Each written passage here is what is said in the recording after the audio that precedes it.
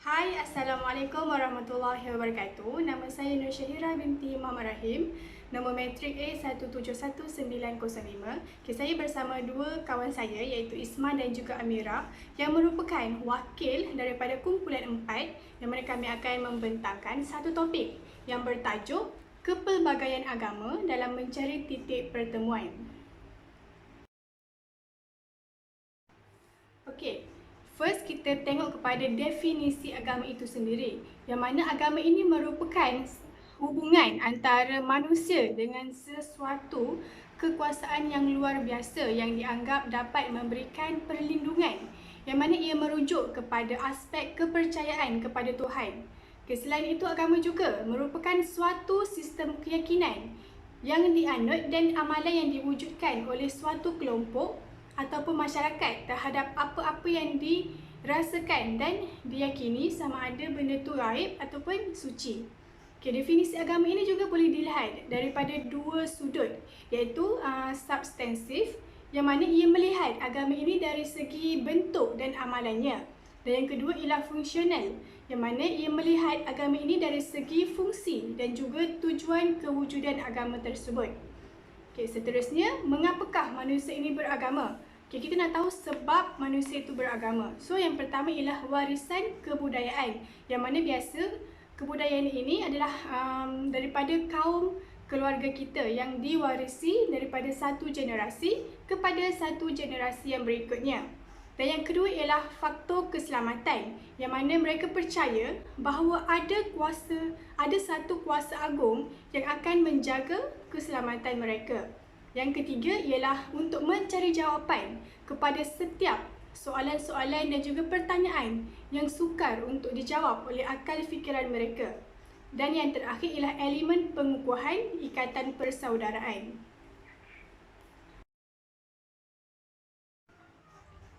Seterusnya kita tengok kepada peranan agama. Kat sini kita boleh lihat ada 8 peranan agama yang perlu kita ketahui. Yang pertama ialah menjadi sumber nilai moral, yang mana ia menjadi kod etika dan juga aturan moral yang dinamik yang menjadi pedoman bagi setiap penganut di dalamnya dalam mengatur kehidupan mereka secara spiritual supaya menjadi lebih bermakna. Yang kedua ialah penyatuan. Agama ini membangunkan ikatan sosial dan menyatukan setiap individu itu kepada individu yang lain sehingga munculnya masyarakat, kelompok dan sebagainya. Yang ketiga ialah pendorong dan pengesahan program pembangunan. Biasanya agamawan sering digunakan untuk memberi pengesahan program pembangunan yang biasanya tidak mendapat sambutan daripada masyarakat. Yang keempat ialah menumbuhkan semangat kebangsaan. Salah satu faktor penting bagi pertumbuhan nasionalisme ini di mana adanya suatu bangsa yang memiliki bahasa, sejarah, adat istiadat dan agama yang sama sejak berabad-abad lamanya. Yang kelima ialah perpaduan nasional, di mana dalam memupuk semangat nasionalisme ini, kita mestilah melihat agama dan etnik, yang mana ia merupakan dua aspek yang terpenting. Yang keenam ialah kewujudan tamadun. Banyak pertumbuhan dan perkembangan tamadun yang dipengaruhi oleh perkembangan sesuatu agama. Bukti sejarah ini menunjukkan bahawa jatuh bangunnya sesuatu tamadun itu ataupun kerajaan adalah berkait dengan sesuatu agama. Yang ketujuh ialah fungsi pemerintahan. Bagi sesuatu ataupun setengah negara, fungsi pemerintahan ini dijalankan melalui peranan agama. Mereka amat menggunakan agama itu untuk memberi sokongan kepada pemimpin serta memelihara aturan pemerintahan dan juga adat resam. Dan yang terakhir ialah mengembangkan kesenian, yang mana berfungsi mengembangkan kesenian disebabkan oleh agama yang mempunyai hubungan yang rapat dengan aktiviti kesenian yang menjadi sumber penghargaan dan kenikmatan serta ia juga orientasi estetik seperti adanya seni bina, lukisan, ukir kayu dan juga seni pahat.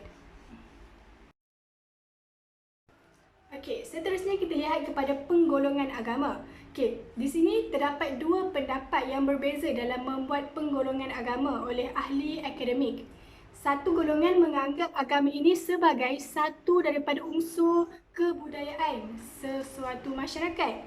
Dan sementara golongan kedua pula berpendapat bahawa agama ini terbahagi kepada dua, iaitu agama ciptaan manusia dan agama ciptaan Tuhan ataupun kita panggil agama samawi. Namun, berlakunya percanggahan pandangan dalam kalangan ilmuwan dalam melihat agama ini, terutamanya agama wahyu. Hal ini kerana persepsi mereka terhadap agama ini yang disamakan dengan institusi lain seperti institusi sosial, ekonomi dan juga politik. Okey, kita tengok kepada agama Samawi, di mana agama Samawi ini adalah agama yang bersumberkan wahyu Tuhan seperti agama Islam, agama Kristian dan juga agama Yahudi. Dan yang kedua ialah agama ciptaan manusia, yang mana agama ini lahir dalam kebudayaan. Agama yang lahir dalam kebudayaan yang dibentuk oleh falsafah masyarakat dan dirumuskan oleh ahli fikir masyarakat seperti agama primitif, animism, Buddha, Hindu, Sikh, Confucius, Tao dan juga Shinto. Jadi seterusnya saya serahkan kepada Ismail. Saya teruskan dengan agama dan juga kepercayaan yang terdapat di Malaysia. Okey, untuk agama, kita ada 5 agama yang terdapat di Malaysia, iaitu agama Islam, agama Kristian, agama Buddha, agama Hindu dan juga agama Sikh. Okey, dan juga untuk kepercayaan ada 3 kepercayaan, iaitu kepercayaan animisme, kepercayaan Taoism, kepercayaan Confucius. Okey. Sememangnya setiap agama ini memiliki matlamat yang sama dalam aspek untuk mengetengahkan skop dan polisi moral serta etika dalam beragama. Tetapi kenapa konflik masih berlaku? Okey, selagi kita tahu bahawa semua agama itu mengajar seseorang individu untuk mendekatkan diri kepada Tuhan. Maksudnya hidup dengan lebih bermoral dan hidup dengan aman damai. Okey. Kenapa konflik masih lagi berlaku? Ada beberapa faktor, dan faktor yang pertama adalah sesebuah agama itu tidak difahami secara mendalam dan khusus. Hal ini berlaku adalah disebabkan oleh sesuatu fahaman itu tidak difahami secara meluas dan difahami hanya sekadar sambil lewat sahaja. Okey, tidak secara menyeluruh.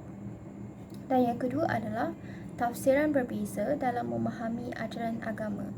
Sebahagian besar pemeluk agama mentafsirkan ajaran agamanya dengan cara yang salah. So, mereka berpendapat bahawa hanya pentafsiran mereka adalah paling benar dan tepat. Sedangkan dalam mana-mana agama sekalipun, kita diajar untuk sentiasa bertoleransi dengan masyarakat serta bertolak ansur. Okay? Dan konflik agama ini berlaku untuk mana-mana agama, tak kira agama Islam ke, Buddha ke, Hindu maupun Kristian. Okey. Semua pernah berlaku konflik agama. Dan yang ketiga adalah kurang menghormati ajaran dan upacara agama orang lain. Maksudnya kita tidak memahami ataupun menghormati sesuatu ajaran agama yang selain daripada agama kita. Okey. Jikalau kita mahu orang untuk menghormati agama kita, kita dulu yang harus menghormati dan memahami agama orang lain dahulu. Okay? Sebenarnya dengan sifat toleransi dan saling faham memahami ni dapat mengelakkan berlakunya konflik agama lah. Okay? Sebabnya setiap kepercayaan dan peraturan dalam mana-mana agama sekalipun, dia ada sebab. Okay, ada sebab mengapa sesebuah agama itu meletakkan peraturan sebegitu. Ada sebab mengapa kepercayaan itu wujud di dalam sesebuah agama. Okay, jadi kita lain agama, kita kena menerima dan juga kita kena memahami agama yang selain daripada agama kita. Seterusnya adalah yang kelima, yang mana melibatkan individu maupun kumpulan yang memperalatkan sentimen agama dan bertindak di luar syariat hidup beragama. Okey. Contohnya macam sekumpulan ataupun individu yang terlibat dengan ideologi ataupun fahaman yang bertentangan terhadap sesebuah agama. Contohnya seperti Ayah Pin dengan ajaran songsangnya. So Ayah Pin ni dia menyifatkan dirinya sebagai wakil Tuhan, dan pengikut dia menganggap Ayah Pin ni sebagai Tuhan yang menerima wahyu dari langit. Okay. So kat situ memang ajaran sesat lah, boleh menimbulkan kesalahfahaman kepada orang ramai.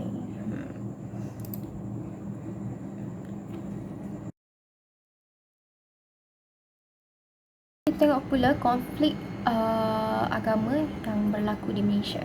Okay. Iaitu Natrah, seorang kanak-kanak Belanda yang membesar sebagai wanita Melayu. Okay. So Natrah ni nama penuh Melayu dia adalah Natrah Ma'ruf. Nama English dia adalah Hurberdina Maria Herto.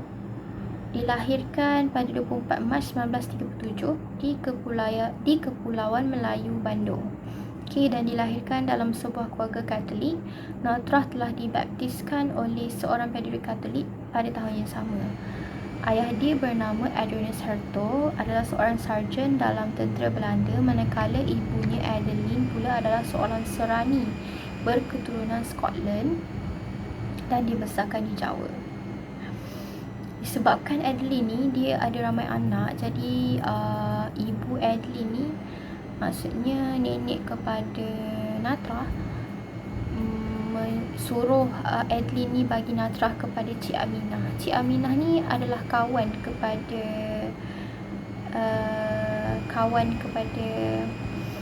nenek Natrah, okay, yang tinggal di Terengganu. Waktu dia serahkan Natrah kepada Cik Aminah ni, Natrah tu masih berumur 5 tahun. Tetapi waktu dia umur 13 tahun, tiba-tiba pula dia kena pergi balik kepada keluarga kandung dia di Belanda. Okay. So kat sini, daripada mula-mula mereka bergaduh tentang isu penjagaan. Okay.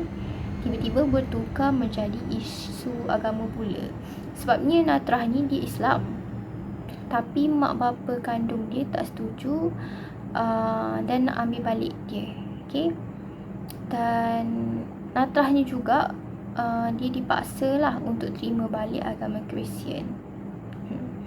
Dan benda ni jadi makin kritikal apabila Natrah ni dia berkahwin dengan seorang lelaki Melayu. Waktu tu dia berumur 13 tahun, dia dah kahwin dengan seorang lelaki yang berumur 22 tahun. So kat situ lagi timbul konflik lah. Okay.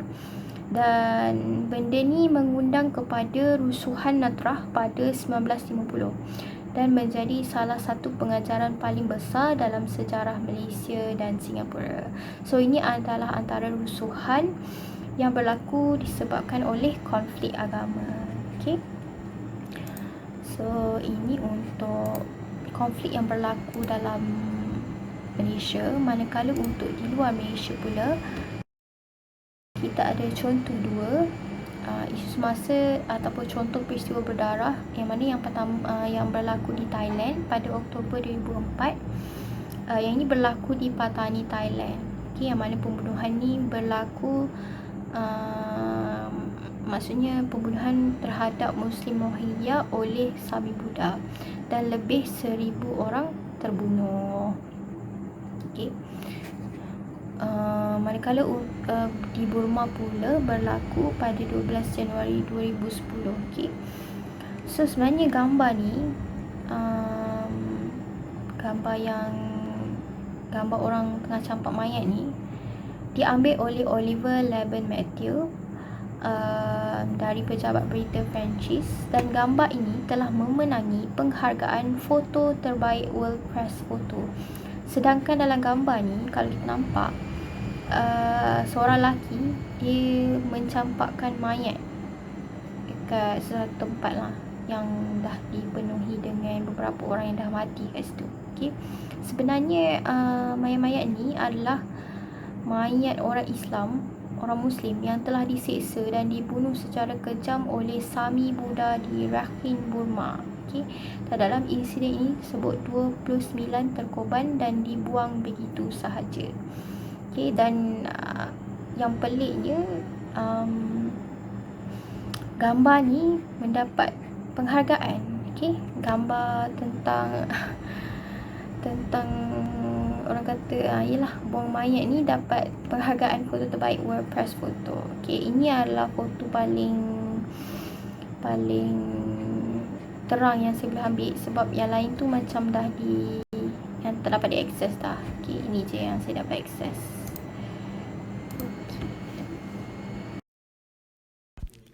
Saya teruskan pula dengan mencari titik pertemuan. Kefahaman dan tingkah laku beragama boleh memisah atau membina hubungan sesama penganut dalam sesuatu agama atau dengan penganut-penganut agama yang lain. Kemampuan agama dalam membina ikatan dan hubungan merentas individu dan kumpulan agama yang berlainan adalah potensi yang perlu diteliti dan diperhalusi.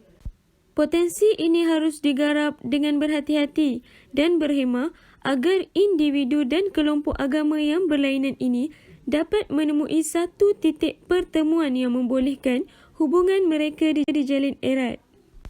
Dalam suasana agama dijadikan contestation, iaitu autoriti yang akan memisah dan mengasingkan penganut pelbagai agama melalui ideologi dan dipolitikkan ini, sudah pastinya dinding keagamaan yang dibina itu akan membawa ke arah ketegangan dan konflik.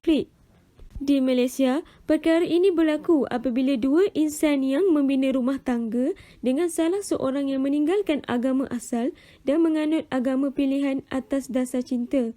Namun, apabila berlaku konflik dalam perhubungan mereka, perbezaan agama ini pastinya akan menimbulkan ketegangan bukan hanya kepada keluarga pasangan terbabit, malah juga kepada komuniti yang lebih besar. Namun, di sebalik konflik yang berlaku yang dikaitkan dengan agama, kesemua agama memiliki nilai kesejagatan yang berpotensi untuk membina keharmonian, kehidupan, kestabilan dan juga kemajuan. Perubahan yang drastik dalam kehidupan moden, terutamanya dalam bidang teknologi pengangkutan, menyebabkan berlakunya penghijrahan dari satu tempat ke tempat yang lain. Hal ini mengakibatkan hampir tidak wujud lagi masyarakat yang hanya mempunyai satu agama. Persekitaran sosial yang menyebabkan berlakunya interaksi antara penganut pelbagai agama ini mampu membina ikatan sosial yang kuat dengan perbezaan agama anutan. Contohnya, ketika berlaku malapetaka seperti banjir, ahli-ahli Persatuan Buddha menghulurkan bantuan beras kepada orang beragama Islam. Dalam konteks perbezaan amalan beragama pula, masih banyak ruang nilai kemanusiaan yang boleh dikongsi bersama dan mampu mengikat individu dan kumpulan yang berbeza agama ini untuk berhubungan sesama mereka. Nilai kesejagatan tersebut yang dikongsi bersama telah membawa rakyat Malaysia untuk memilih keharmonian, kedamaian, kekayaan, kemuliaan dan kebaikan.